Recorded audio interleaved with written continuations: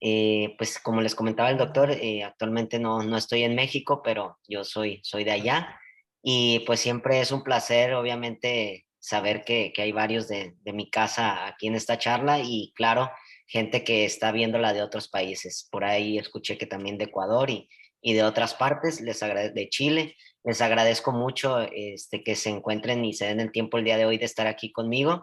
Y pues bueno, vamos a dar inicio a esta charla que nos vamos a ir introduciendo principalmente a lo que es el dolor, a su fisiopatología y obviamente también cómo vamos a tratar esta parte, ¿no? Muy bien, entonces algunos de los temas que vamos a manejar, ¿no? Vamos a definir algunos conceptos, vamos a hablar un poquito de la fisiopatología del dolor, la clasificación del dolor, el abordaje terapéutico y también la parte de anestésicos locales, ¿no? Muy bien. ¿Qué es el dolor? Pues el dolor sabemos que es una experiencia sensorial y emocional desagradable asociada a un daño tisular actual o potencial. Recordemos que esta experiencia es única, vaya, es personal y lo que probablemente a mí me esté pasando o a mí me esté doliendo, a la otra persona no. Sucede algo similar igual en los pacientes, en los perros o en los gatos. Sabemos que no es lo mismo el dolor en un perro, el dolor en un gato. Me refiero a que van a tener ciertos parámetros o actitudes o comportamientos diferentes. Entonces siempre hay que tenerlo muy en cuenta porque esto da un parteaguas a cómo vamos a manejarlos, sobre todo porque luego se habla mucho de que los gatos son perros pequeños y pues no, en realidad ellos tienen un manejo totalmente diferente. Vamos a hablar algunas estrategias también acerca de cómo se manejan los felinos. Sobre todo hoy en día que pues sabemos que abarcan muchísimo el tema, ¿no? Entonces, una vez entendiendo que esta experiencia es única, pues también tenemos que definir algunos conceptos como la nocicepción, que es el proceso neuronal inicial por el cual se da el estímulo dañino y se va transmitiendo. Hay otras terminologías como la alodinia, que es una respuesta dolorosa ante un estímulo no doloroso, por ejemplo, una caricia, pues sabemos que no debería de generar dolor, sin embargo, habrá ese estímulo a quien le genere pues molestia, ¿no? Y lo contrario, la hiperalgesia, ¿no? Que es una respuesta dolorosa exagerada ante un estímulo levemente doloroso, es decir, pues quizás a lo mejor un pellizco que no es algo que duela quizás mucho y es una respuesta muy exagerada la que podemos llegar a tener. Bien, ¿cómo se da este mecanismo fisiopatológico del dolor, no? Principalmente estas son las vías por las cuales se da el dolor. Inicialmente va a haber un estímulo, este puede ser mecánico, químico, eléctrico, y se va a generar algo que se llama transducción mediante los nociceptores, van a captar esa señal. Posteriormente se va a dar un proceso de la transmisión de este estímulo. Recuerden que en esta fase de la transducción de la señal eléctrica, hay algo que se llama una sopa inflamatoria. Esta sopa inflamatoria lo que genera es la liberación de ciertas sustancias que pues usualmente no queremos en el organismo, ¿no?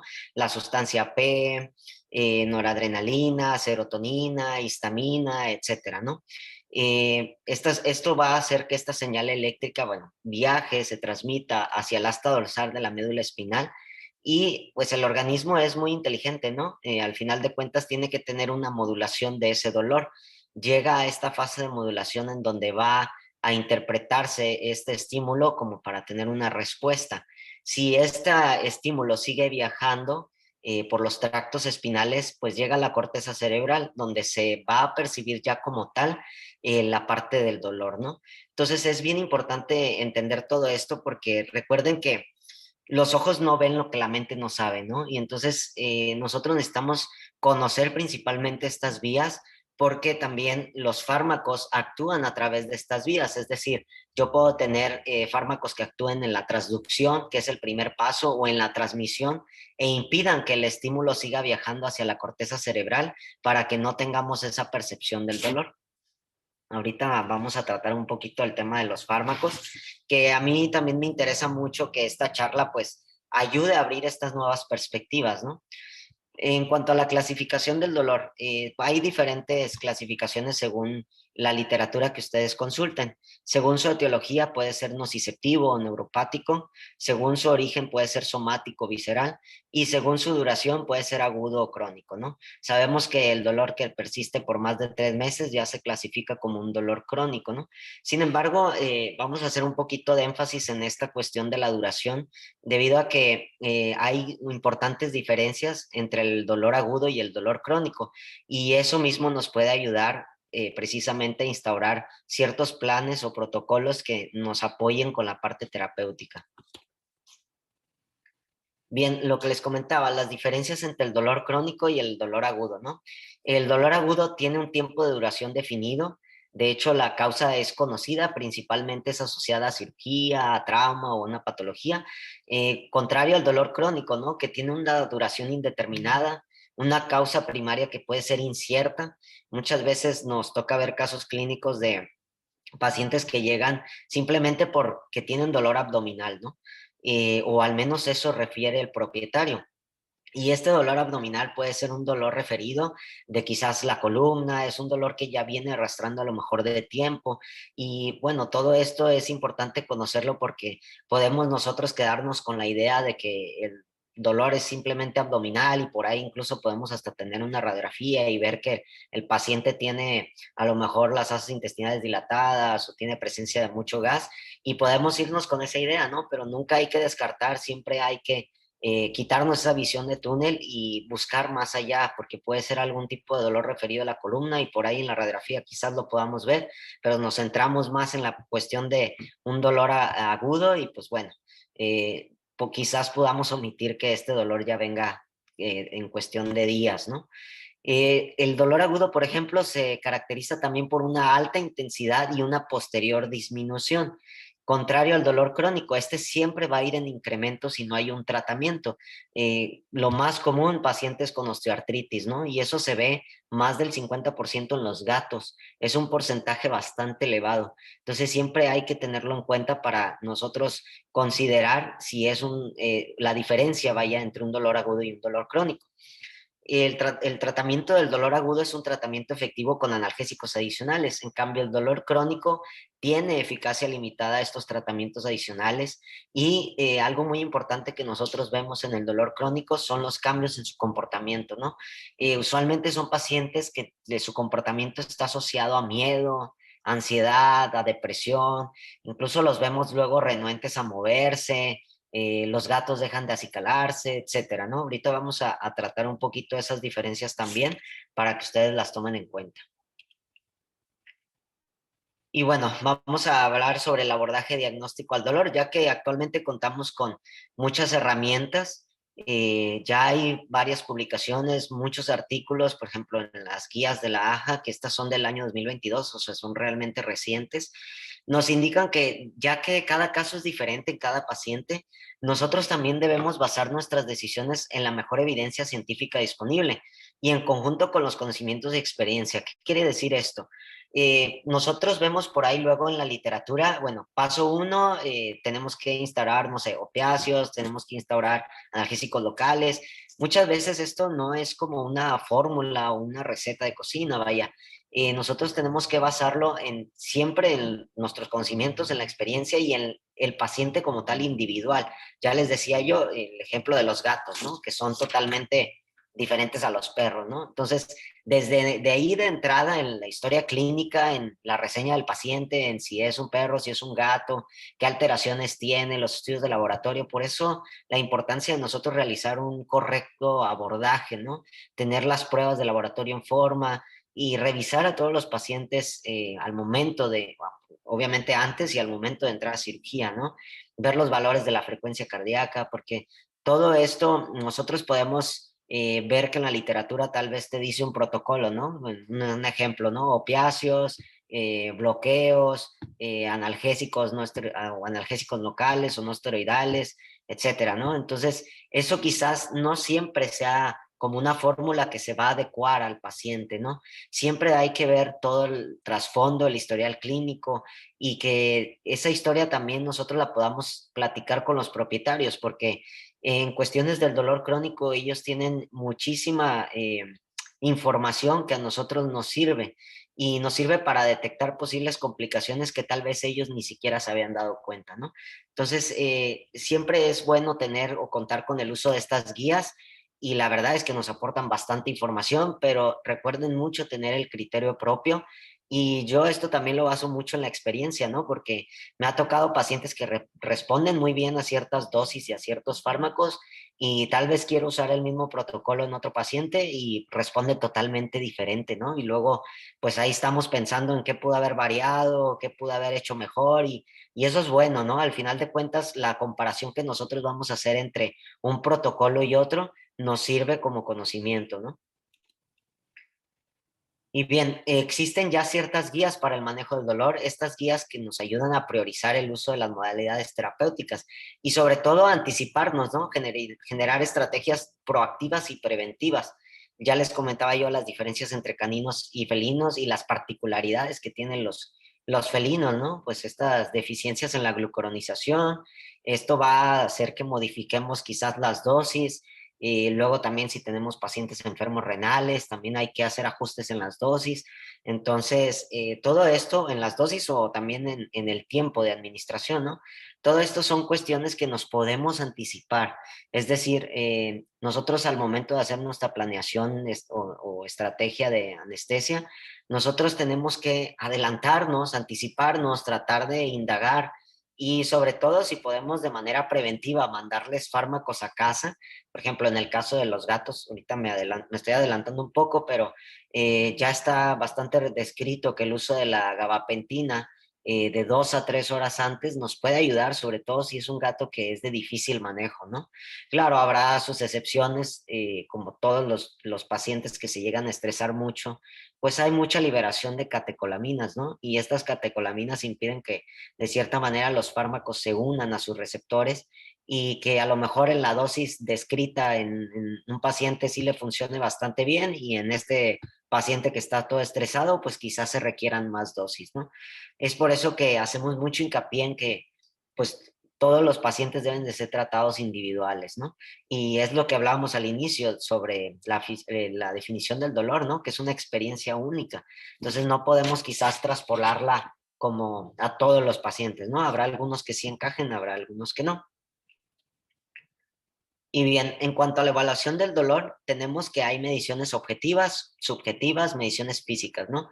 Marcadores fisiológicos y neuroendocrinos, comportamientos en la medición subjetiva, ya les decía yo, la postura, el movimiento, la vocalización, la expresión facial que tienen, si hay pérdida del apetito o no, el aspecto que tiene, la respuesta a la manipulación que puede llegar a tener.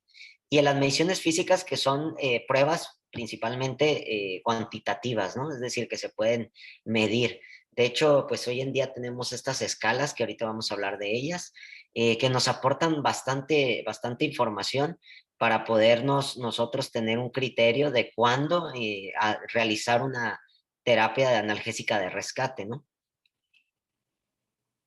Y bien, algunas de las conductas asociadas que vemos al dolor agudo en perros, ya les decía yo, el cambio en la postura, son pacientes que por ahí no están incómodos, no se sientan, están parados todo el tiempo, o algunos pueden llegar a tener esta posición de rezo, agachar la cabeza, solamente voltearte a ver con la mirada. Algunos pueden estar vocalizando, como les comentaba, esa es otra parte.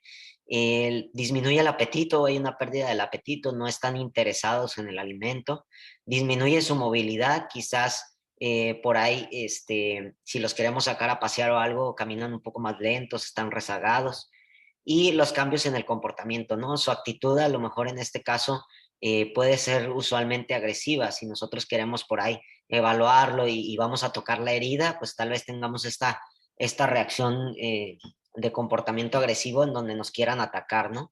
Y esto por la cuestión de que están sintiendo molestia y no quieren ser movidos, no quieren ser tocados. Entonces es algo que comúnmente logramos ver. En cambio, en el gato, bueno, sabemos que los gatos pues son de otro planeta, ¿no? O sea, todo aquí cambia definitivamente. En ellos es un poquito más, pues ahora sí que más especial su trato. Y en ellos, por ejemplo, vemos que no tienen una adecuada capacidad de descanso, también hay cambios en su postura, igual puede haber pérdida del apetito y el comportamiento no es muy claro porque al final de cuentas luego vemos un gato que a lo mejor es así en casa, que se rehúsa a moverse o que a lo mejor está asociado a que él come poco o no quiera comer aquí porque está en el hospital, ¿no? Al final de cuentas, recordemos que no está en su hábitat natural, por así decirlo. Entonces en ellos el estrés influye muchísimo. Influye tanto pues que incluso llegamos a tener obstrucciones por eso, ¿no? Entonces en ellos cambia totalmente y por eso hay escalas diseñadas como específicamente para gatos, ¿no? Y incluso ahora se han realizado escalas, la escala de la mueca felina, ¿no? En cuanto a sus comportamientos, a sus movimientos de sus bigotes, que eso también lo vamos a tratar. En cuanto al dolor crónico, pues hay una pérdida de la vitalidad y movilidad, lo que quizás antes en los perros, esto de subir y bajar escaleras, de ir corriendo por la casa, de saludar al dueño efusivamente o brincar, quizás lo deja de hacer, ¿no? Incluso en temporadas de frío o de lluvia, que es cuando más se presenta el dolor osteoartítico, pues en ellos están acostados, no quieren moverse, usualmente ya no van por la pelota, es lo que los propietarios usualmente nos reportan, ¿no? El estado de ánimo también nos comentan, ¿sabes qué? Es que antes me recibía con mucha vitalidad y ahora ya no. Antes daba de un brinco al sillón y movía la cola y ahora lo veo con la cola metida entre las patas, lo veo renuente, entonces todo eso es información que nos puede proporcionar tanto los dueños como que nosotros podemos ir viendo. El comportamiento social, ya les decía yo, en algunos se vuelven agresivos, no sociales y no dejan, no permiten que los manipulemos o los acariciemos, ¿no? Y la comodidad, ¿no? Que son pacientes que no están cómodos, que buscan, se cambian de lugar constantemente, incluso se llegan hasta lamer las patas, donde pueden llegar a tener esa molestia, ¿no? Y en los gatos igual, como les comentaba, pues hay una pérdida de la vitalidad o movilidad o disminuye eso. Puede haber una reducción del apetito, el temperamento o el carácter cambia. Ahorita les vamos a poner un ejemplo de un gatito que influyó bastante en su temperamento, un dolor de tipo osteoartítico y que en el caso particular de él atacaba a su dueño, ¿no? O sea, por la molestia que llegaba a sentir. Y sobre todo la parte del aseo, los gatos dejan de acicalarse, ¿no? Eso también es frecuentemente reportado, o sea, es que mi gato no se acicala, eso no es normal, algo no anda bien, entonces esas son algunas, digamos, pautas o señales que podemos nosotros ir observando. Y bien, vean, por ejemplo, este es un caso muy bonito que tuvimos en un hospital en Monterrey, donde tuve la oportunidad de ser parte de ellos. Es el hospital que se dedica, hay clínica que se dedica a oftalmología. Vean cómo llega este tipo de paciente, ¿no? Es un braquicéfalo que ya sabemos casi de entrada que van a tener proptosis, ¿no? O que pueden llegar a tener accidentes con otros perros, ¿no? Peleas por ahí. Y bueno, este es un paciente que vean su expresión en su cara, ¿no? No es un paciente que yo vea y esté cómodo, es un paciente que evidentemente le duele, vean cómo está su ojo, entonces es un paciente que aquí en la imagen no se ve, pero está rezagado en la parte, digamos, de la esquina de la jaula y obviamente si te intentabas acercar a él, te tiraba la mordida, te gruñía, apenas abrías la jaula, ¿no? Entonces el comportamiento era agresivo y esto asociado pues obviamente al dolor que estaba sintiendo en ese momento.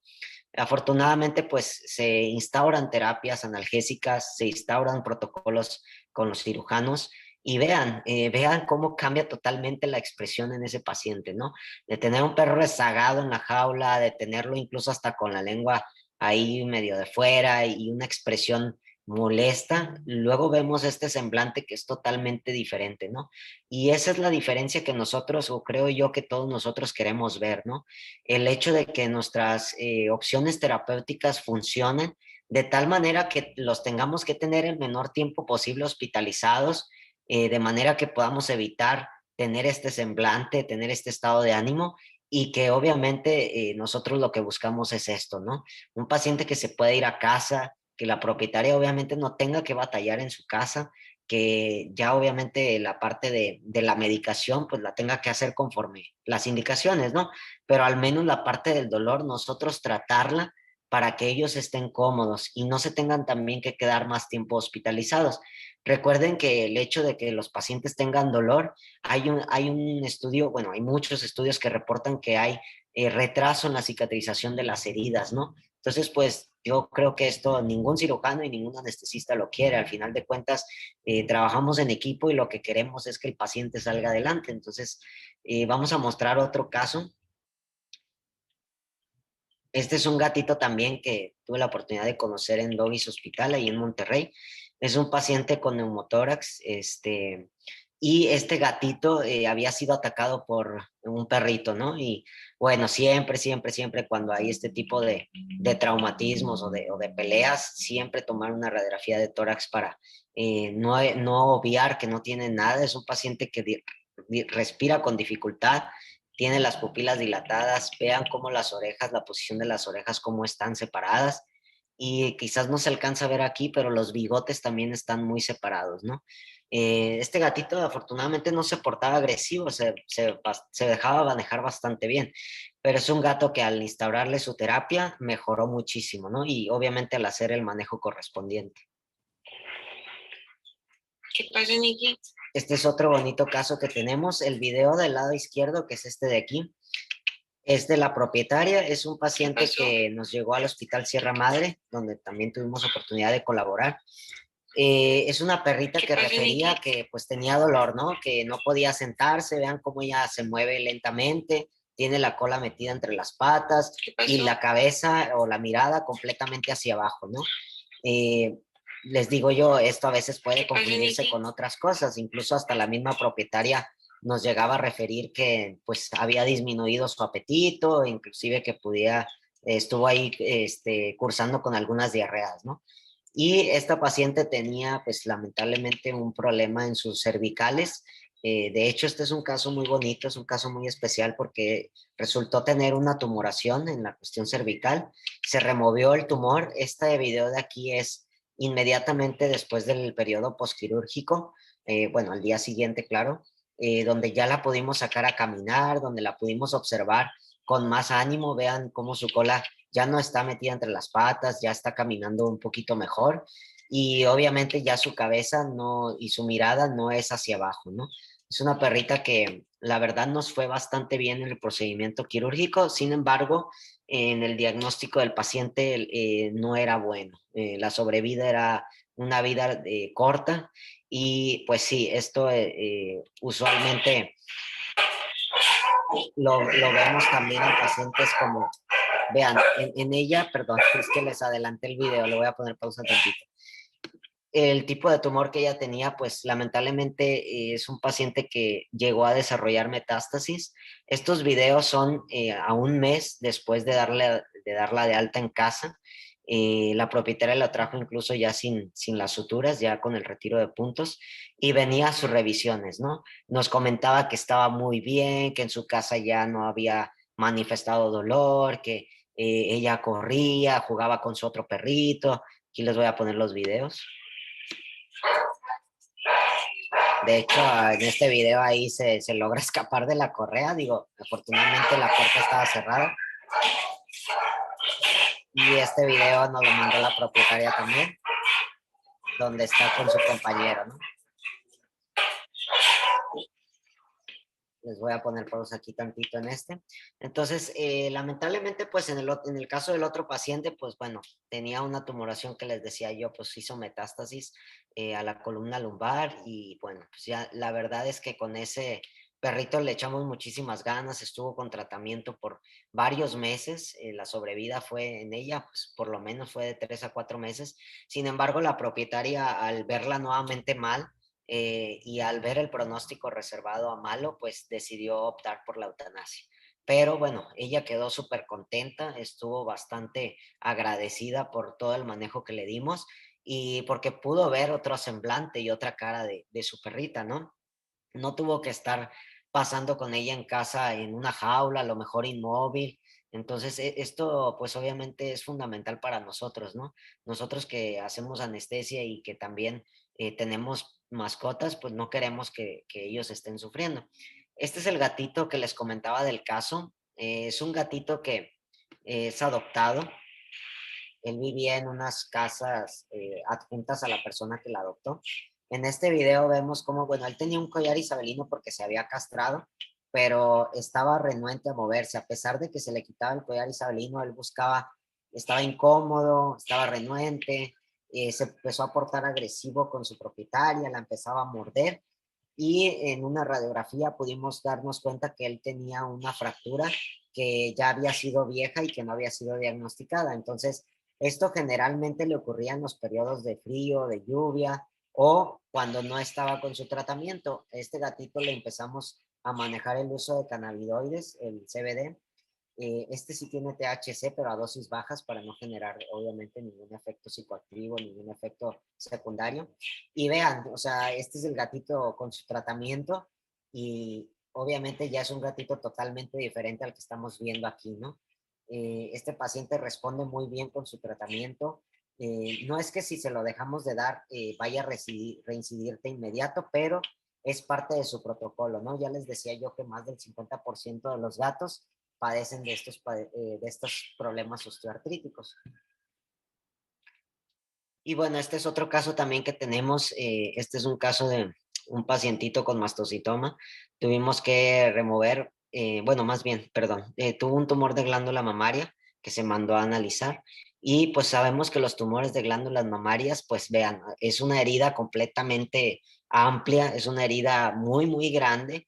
Entonces, ¿qué va del tamaño de este tumor a todo el tamaño de esta herida, ¿no? Entonces, es algo que nosotros podemos, ya les decía yo, anticiparnos. Si sabemos que va a hacer una mastectomía radical, sabemos que vamos a tener una herida de gran tamaño y que a ese perrito o ese paciente le va a doler. Entonces podemos anticiparnos con la aplicación de infusiones continuas para poder evitar que durante el periodo transoperatorio y también el periodo posquirúrgico el paciente empiece con molestia, con dolor, incapacidad a moverse y lo que hablábamos importantemente, que no tenga retraso en la cicatrización de su herida. Este es un video del posoperatorio inmediato donde vemos, tiene ahí su protector, su collar, su collar de cobre ahí, su chalequito para proteger la herida, pero vemos cómo ella está respondiendo bien, está moviendo la cola, incluso se llega a sentar y era lo que yo les comentaba, ¿no? Hay que abrirnos a estas anticipaciones principalmente de terapéuticas para que nosotros podamos tener estos resultados que es lo que, bueno, la mayoría quiere, ¿no? Entonces, esta paciente le fue bastante bien, se pudo ir a su casa sin ningún inconveniente al día siguiente. Usualmente los dejamos pues para monitoreo del dolor, para la infusión continua y una vez que veamos que obviamente están los parámetros bien y está comiendo, pues se puede ir a casa, ¿no? Bien, tenemos ciertas escalas, como platicábamos, para la evaluación del dolor agudo. Estas escalas son unidimensionales y multidimensionales. Ahorita vamos a explicar la diferencia entre estas dos. En las escalas unidimensionales tenemos la escala de calificación numérica, que esta es la más recomendada, la escala análoga visual, la escala descriptiva simple. Y en las multidimensionales tenemos a la Universidad de Colorado, a la UNESCO Botucatu, la Glasgow y la Felin Grace Scale, que les hablaba yo hace un momento de esto. Las escalas unidimensionales principalmente constan de observar a distancia, interactuar con el paciente, palpar la zona afectada, notar los hallazgos y todo esto se hace una comparación de datos, ¿no? Esta comparación de datos nos da una sumatoria y sobre todo para nosotros ver cómo podemos identificar estas actitudes en el paciente, ¿no?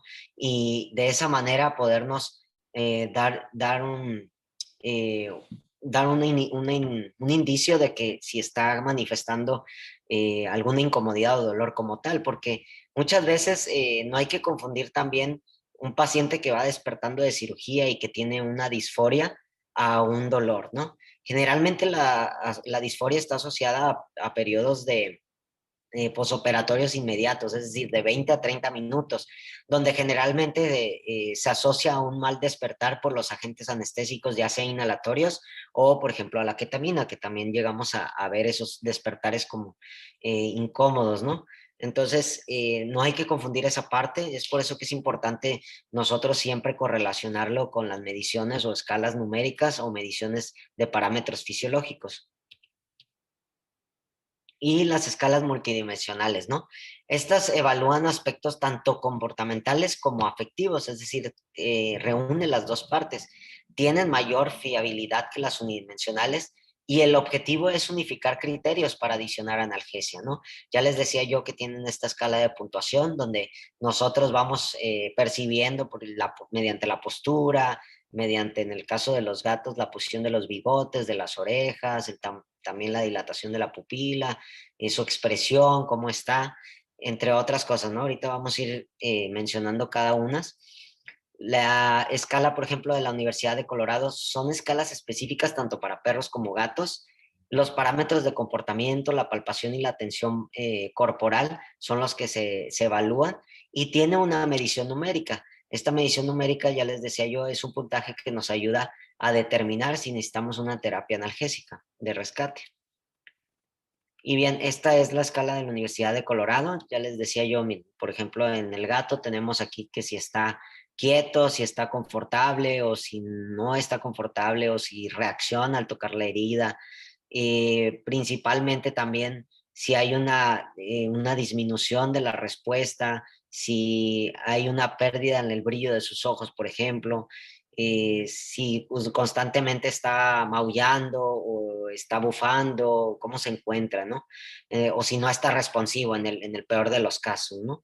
No responde a los estímulos del entorno, si por ahí a lo mejor estamos haciendo mucho ruido o algo, simplemente está acostado y vaya echado o en la jaula, ¿no? Ahí sin hacer ningún movimiento. Entonces eso también es importante considerarlo.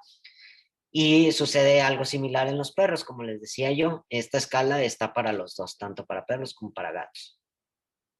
Ahora bien, la escala de Glasgow, abreviada, que está validada para el dolor agudo, principalmente derivado de la cirugía. Estas conductas son elegidas por un panel de expertos y es una escala, ya les decía yo, abreviada, ¿no?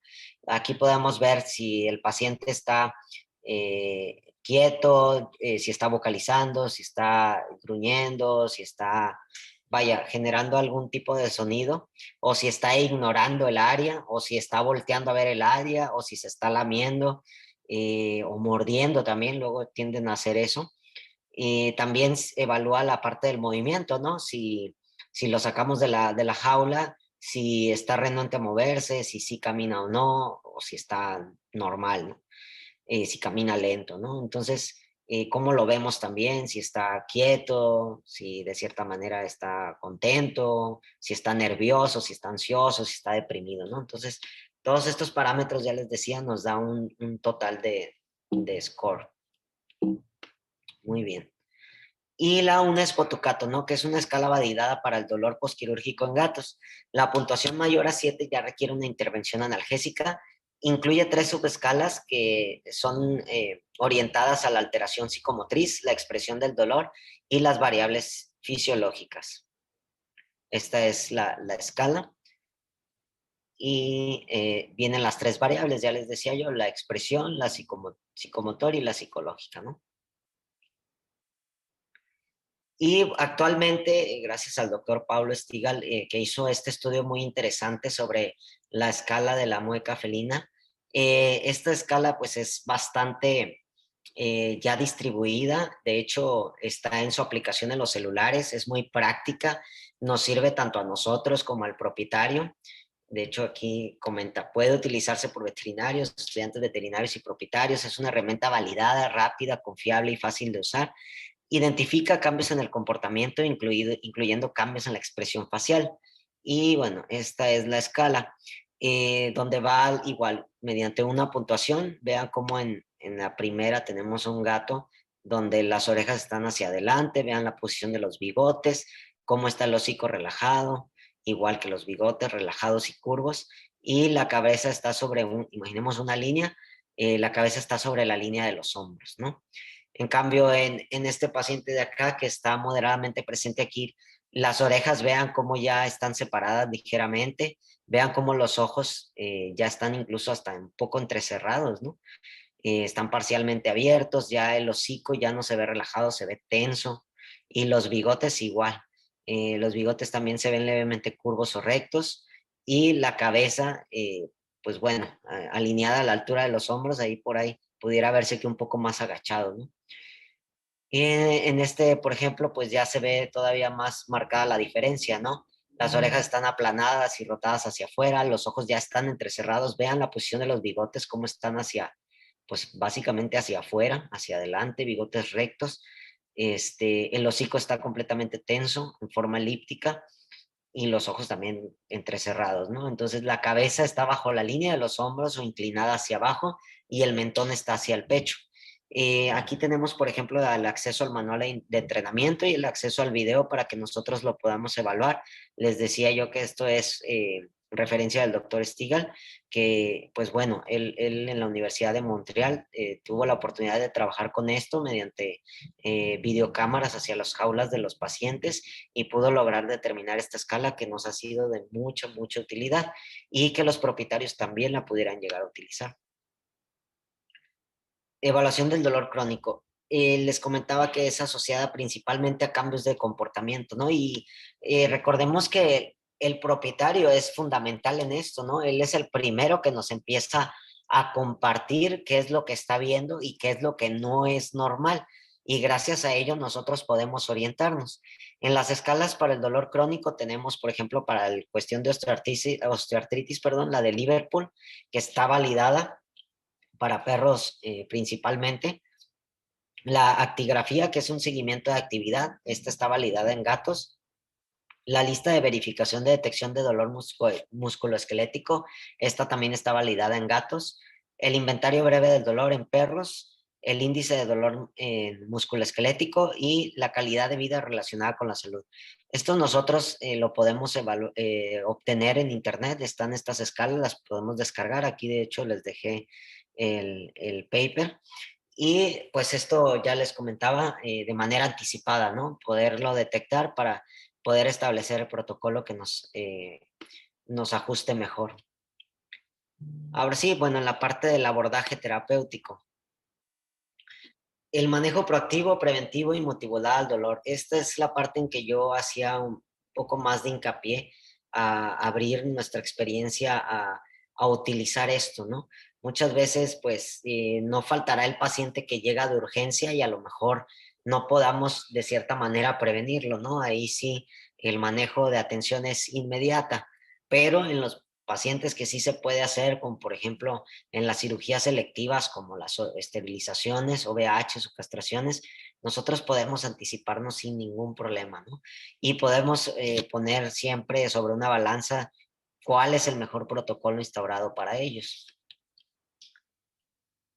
Bien, hay tratamiento tanto farmacológico como no farmacológico. Hoy en día el tratamiento no farmacológico tiene bastante auge, ha sido algo fundamental en los pacientes. Evidentemente es algo que va a revolucionar y está revolucionando hoy en día todas estas terapias, porque yo quisiera que no siempre estuviéramos dependiendo de los fármacos. Obviamente cuando es necesario, pues es necesario, pero hay otras alternativas que tal vez estamos dejando un poco atrás, y esas alternativas son las que me interesa también tratar ahorita para que lo tengamos en cuenta, no lo dejamos de hacer, porque es algo que aunque se vea sencillo o aunque se vea rutinario, es algo que a veces dejamos de hacer, ya sea por las prisas, ya sea por la falta de conocimiento o tal vez porque creemos que no funciona, pero ahora vamos a compartir algunas cosas que, claro, con base en evidencia,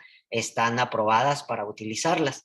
En el tratamiento farmacológico, ahora sí que lo que normalmente tenemos como piedra angular del dolor son los AINES, los opiáceos, y ya como alternativas los analgésicos locales y los adyuvantes. Que bien, los analgésicos locales hoy en día se utilizan muchísimo el uso de bloqueos, es ahorita algo que hacemos casi creo que de manera cotidiana. Esto, claro, está para reducir las dosis de los fármacos y para tener una mejor recuperación. Y en los tratamientos no farmacológicos podemos contar con la fisioterapia, el manejo nutricional, las modificaciones ambientales y bueno, la acupuntura, que es un tema bastante controversial. Yo en lo particular no lo he puesto en práctica por la falta de evidencia congruente que hay acerca de esto, pero podemos instaurar otras cosas, ¿no? Y bien, en gatos, pues no solo implica administrar, y en perros también, ¿no? No solo implica administrar fármacos para el dolor, sino que hay que considerar sus necesidades emocionales, sobre todo en los gatos, ¿no? El hecho de nosotros poner una caja, algo tan sencillo como poner una caja, ponerle un arenero y a lo mejor un distractor a un gato en su jaula, ya hace la diferencia totalmente y eso hace la diferencia también en el manejo del dolor. Por lo que les comentaba, hay menos liberación de catecolaminas, menos estrés en el gato, los fármacos van a ocupar los receptores. Entonces, eso es algo que nosotros podemos prevenir, es algo de manera anticipada que nosotros podemos utilizar, no nos estanquemos solo a fármacos, ¿no? Entonces, hay que considerar las actitudes de ellos y sus necesidades, como lo mencionamos. Ahora bien, esta es la parte que les comentaba de reducir el estrés, ¿no? Algo a lo mejor tan sencillo como tapar la parte frontal, ¿no?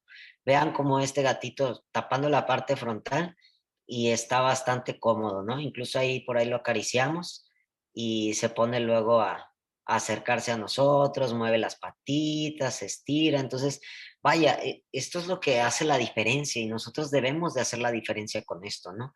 Eh, Al momento de reducir el estrés, no solo utilizamos estas alternativas, hay otras alternativas, por ejemplo, el facilitar el descanso, ¿no? Es decir, generarles una jaula confortable, una jaula que no esté toda fría, que no esté el paciente abandonado, que no esté, pues ahora sí que solamente con su terapia y listo, ¿no? Las jaulas son muy incómodas, entonces hay que ponerles por ahí un colchón y si no tenemos el uso de colchones, cobijas, mantas, el hecho de ponerles mantas térmicas o vaya, generarles ese confort, ¿no? Está totalmente descrito que el hecho de nosotros tener esta interacción positiva con el paciente, es decir, el hecho de acariciarlos, hay una liberación de una producción de oxitocina y esta oxitocina ayuda en la recuperación, ayuda ahora sí que a liberar sustancias que nos facilitan o nos aportan que el paciente se recupere muchísimo más rápido. Entonces, en el aspecto de que disminuyamos el estrés, entonces yo procuro hablarles, procuro acariciarlos, verlos también como si fuera un paciente, más bien un perro mío, ¿no? O un gato mío, ¿no? Porque al final de cuentas para eso estamos, ¿no? Para ellos ya la están pasando mal, como para que nosotros no podamos hacerlos sentir un poco mejor. Entonces, procuramos siempre tener este reforzamiento positivo mediante caricias, mediante, pues ahora sí que hablarle y mediante las jaulas, ¿no? Confortables. Y bien, esto es lo que les comentaba, aumentar las emociones positivas. Vean, esto incluso es una atención que podemos darle por parte del personal auxiliar o por parte del propietario. Habrá sus excepciones en las cuales a lo mejor si el propietario entra, el perrito se pone muy inquieto. Aquí, por ejemplo, nos hizo el favor una compañera auxiliar de estarle dando de comer y de hablarle. Aquí no se escucha el audio, pero le hablaba y el perrito, la verdad es que muy contento. Pues obviamente es muy diferente el que nos traten así al solamente decir, ya está el paciente, ya salió de un posquirúrgico, vamos a dejarlo en su jaula y listo.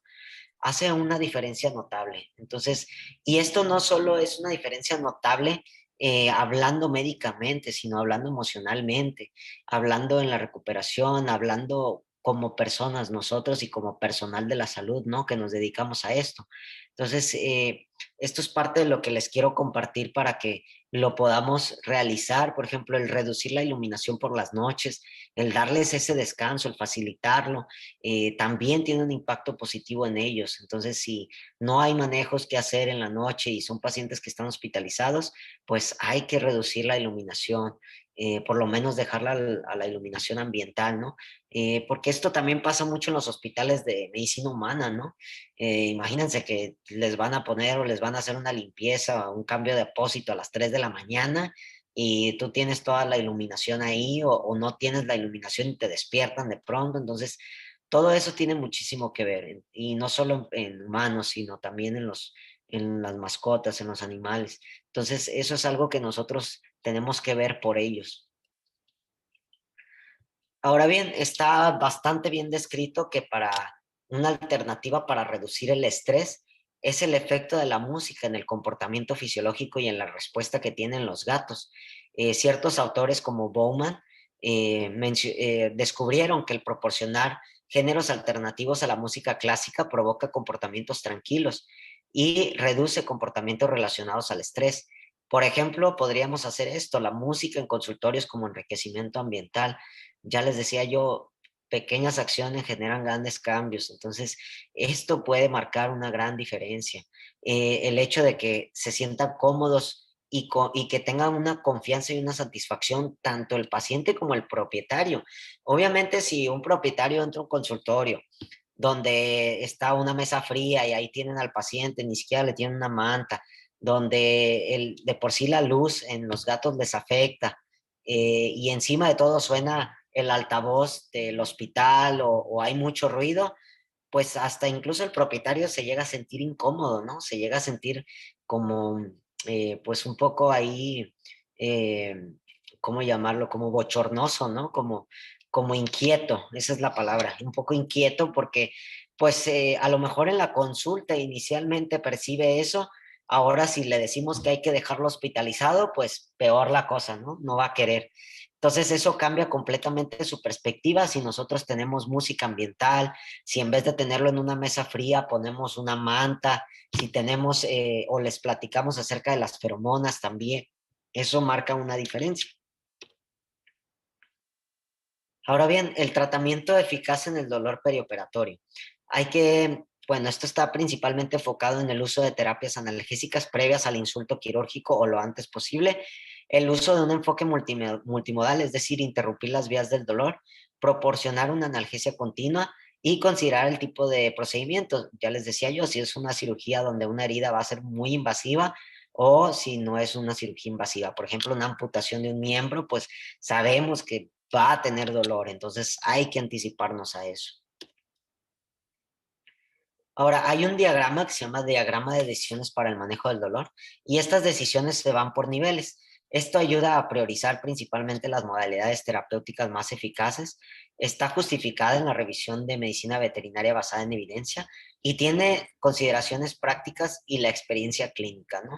Y este es el diagrama de decisiones que nosotros encontramos actualmente en el 2022.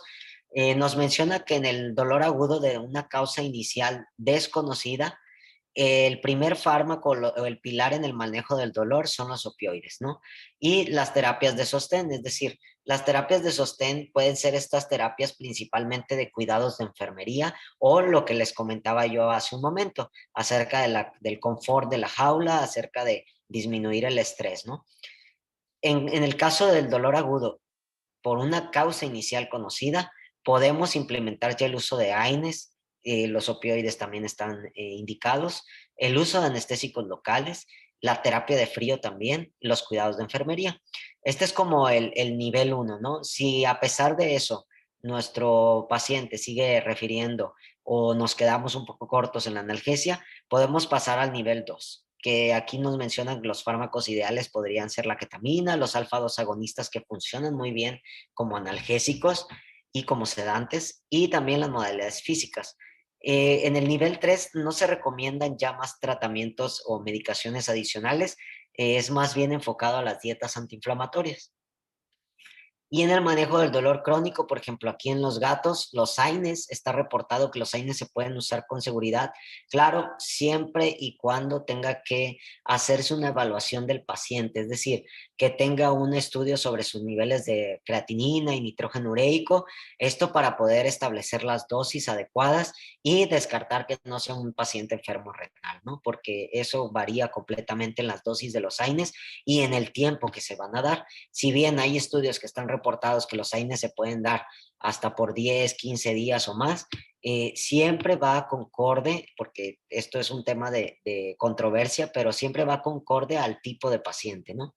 Podemos añadir omega 3, modificadores ambientales, el fomento de la actividad, la optimización del peso, es decir, bajarlos de peso nos ayuda. Ya les decía yo, por procesos de osteoartritis, pues si es un perro, un gato obeso, pues el peso va a tener una influencia en el dolor, ¿no? Y en dado caso de que se requiera, pues cirugía, ¿no? En el nivel 2 podemos añadir los adyuvantes como tal la gabapentina, la mantadina, los esteroides o el tratamiento específico según la enfermedad. Modalidades físicas, ya les decía yo, rehabilitación, ejercicio terapéutico, radiación paliativa. Y como ustedes podrán ver en el nivel 3, es decir, en el último, está el tramadol. A pesar de que el tramadol es un fármaco muy bueno, de hecho en gatos les va bastante bien. En perros no está reportado como un fármaco que utilicemos de primera instancia. Es un opiáceo atípico con 1,10 de potencia de la morfina, entonces pues es bastante bajo. Y además está recomendado en el dolor leve a moderado. Entonces, realmente el uso de tramadol en perros no sería la mejor opción, pero en gatos les va muy bien, excepto ahí por la parte del sabor, ¿no? Que luego también empiezan a salivar mucho. Entonces, pues bueno, podemos añadirle ahí un poco de miel o un poco de lata sobre todo para disimular ahí el sabor amargo que tiene, ¿no? Y en el perro, pues bueno, es algo muy similar a lo que vimos ahorita también en el gato, ¿no? Los AINES se pueden utilizar, ya les decía yo, igual dependiendo de cómo estén sus valores. Omega 3, modificaciones ambientales, el ejercicio, la optimización de peso. Y bueno, estas modalidades que utilizamos. También en los perros se utilizan células madre, el uso de productos biológicos y suplementos que no sean omega 3, es decir, pueden ser omega 6, etcétera, ¿no? O sea, luego también las dietas que nosotros utilizamos ya contienen eso y eso pues nos ayuda muchísimo también. Podemos ofrecerle al propietario modificar esa dieta y nos ayuda tanto a bajar de peso como a tener el uso de omega 3 y omega 6. Y la asistencia para la deambulación, es decir, el uso de aparatos ortopédicos, sillas de ruedas o la cirugía de rescate en este caso si es necesario. Bien, les comentaba yo el uso de anestésicos locales, ¿no? Hoy en día el utilizar anestésicos locales, pues está bastante descrito, ¿no? Hay muchísima información y se pueden utilizar, ya les decía yo, bloqueos con anestésicos locales o también con opiáceos, ¿no? Son efectivos. ¿Por qué usarlos? Porque son efectivos, son simples y rentables, es decir, no son costosos, tienen buena disponibilidad, es decir, los podemos encontrar, tienen un alto margen de seguridad, disminuyen la anestesia y los requerimientos analgésicos, previenen el dolor postquirúrgico persistente y para reducir las muertes relacionadas con la anestesia, ¿no? Ahora bien, ya les decía el uso de bloqueos anestésicos locales básicos, ¿no? Por ejemplo, en los pacientes que van a ser sometidos a una ovaristerectomía, ¿no? La analgesia intraperitoneal y la anestesia incisional que se podemos realizar nosotros. En procedimientos de ovaristerectomía, el anestésico local es depositado sobre el ligamento ovárico y el cuello uterino antes de la excisión quirúrgica de los pedículos ováricos y el útero.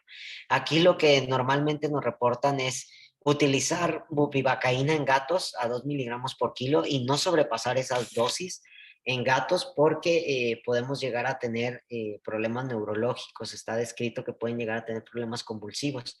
Y en perros está descrito a 8 miligramos por kilo de lidocaína. Ojo, la lidocaína en gatos no se debe usar a dosis de más de 3 miligramos por kilo porque esa es la dosis tóxica. Entonces, tenemos que tener muy, muy en claro si podemos utilizar mejor bupivacaína en gatos, les va bastante bien y evitamos la toxicidad que tiene la lidocaína. No está recomendado utilizar infusiones continuas tampoco de lidocaína en gatos. Ahí, por ejemplo, podríamos utilizar a lo mejor infusiones continuas con ketamina o con fentanilo. Volviendo al tema de la cuestión anestésica local, pues bueno, aquí podemos ver cómo se instila. Recuerden que siempre antes de poderlo, de instilarlo, siempre hay que aspirar la jeringa, ¿no? Para ver que no estemos en algún vaso o algo de esto, ¿no? Y también está el bloqueo intratesticular en los machos, ¿no? Aquí tenemos un videíto, este es un gatito macho que se sometió a castración, donde, bueno, usualmente para los gatos como son gatitos pequeños, las dosis van de 0.25 a 0.5 mililitros de lidocaína. Si son gatos, por ejemplo, que pesan 2 kilos, 2,5, yo siempre lo que hago es hacer la fórmula, la dosis, digamos, normal, que es a 1 a 2 miligramos por kilo, y compararla si me da esta cantidad de mililitros, porque me ha tocado luego que quizás se pasa y siempre hay que calcular que no sea la dosis tóxica, ¿no? La dosis máxima para no utilizarla en ellos y no generarles problemas. Y bueno, esta dosis está recomendada en perros y en gatos pequeños. Estas dosis son por testículo y en perros grandes hasta 0.75 mililitros por testículo, ¿no? Este bloqueo anula la respuesta al estrés quirúrgico, a la castración, disminuye el dolor intra y posoperatorio y la necesidad de rescate analgésico, así como los requerimientos, disminuye los requerimientos anestésicos inhalatorios. Por aquí les dejé también el código QR, que son guías de la FECABA, donde podemos encontrar videos y la información acerca de esto para poderlo empezar a utilizar. No sé si ya ustedes lo utilicen, ojalá que sí, porque yo he visto muchísima diferencia en cuanto van a hacer la tracción del ovario. Si nosotros le damos este tiempo de respuesta, usualmente está reportado que sean de 10 a 15 minutos. Sin embargo, pues bueno, yo puedo llegar a entender que por la urgencia o por obviamente el tiempo quirúrgico, yo por lo menos le doy al menos de 2 a 3 minutitos. Claro, lo ideal es que sean los 10 minutos para poder llegar a generar este efecto que nosotros queremos, ¿no? Y son técnicas que les decía yo, son fáciles de utilizar, no son costosas. Vaya, aquí está utilizando solamente una jeringa pequeña, una aguja de 23 o 25. El cirujano lo puede hacer en el momento, mientras nosotros estamos a lo mejor dándole la indicación, ¿sabe qué, doc? Vamos a bloquearlo primero y en lo que nosotros tomamos constantes, en lo que ya se instaura bien el paciente, pues ya podemos darle ese tiempo como para que empiece a hacer efecto el bloqueo. Y al final de cuentas es un beneficio para los dos, tanto para el cirujano como para nosotros y obviamente para el paciente, ¿no? Lo que nosotros queremos es que el cirujano no esté batallando, ¿sabes qué? Se me está moviendo, ¿sabes qué? Sintió, le molestó, entonces, pues no queremos eso en una cirugía, ¿no? Queremos que sea, si bien rápido, que sea de provecho, ¿no? Y bueno, ya a manera de conclusión, como miembros de la veterinaria y equipo de salud, es nuestro deber moral y ético mitigar el sufrimiento en la medida de nuestras posibilidades. Es decir, podemos hacerlo y deberíamos hacerlo porque ya les decía yo, ellos ya la están pasando mal como para que pues la pasen peor, ¿no?